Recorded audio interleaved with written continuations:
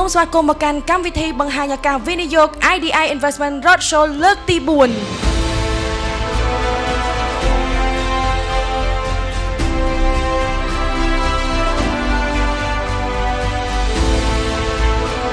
នៅក្នុងនោះដែរក៏យើងមានស្ថាប័នជាច្រើនបើមើលជា profile របស់យើងមើលតាម website យើងដឹងហើយថាដៃគូយើងមានច្រើនទាំងជាតិនិងអន្តរជាតិរំលេចចំណុចមួយទេដែលខ្ញុំបានតែងតែនិយាយជាមួយនឹងខាងធនាគារ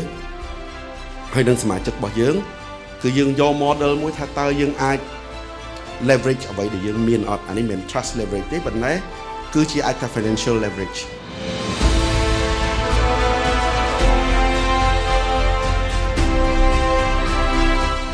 កម្មវិធី Investment Roadshow នេះបង្កើតឡើងគឺគោលបំណងមួយគឺចង់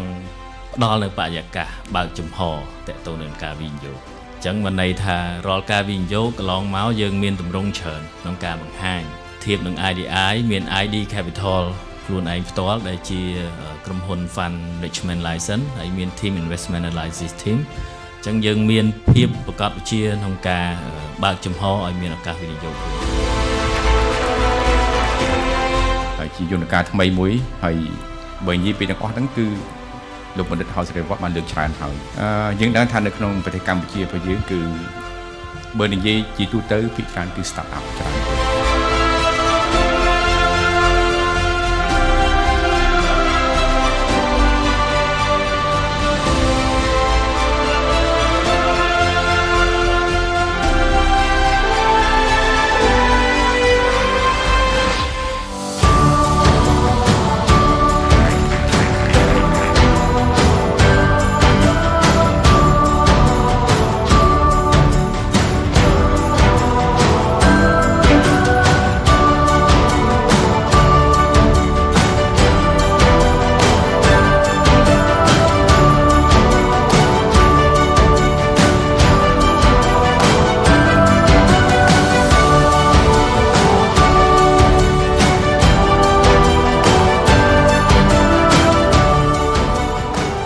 Very excited because every time I hear these pitches, it'll be very inspiring because it is people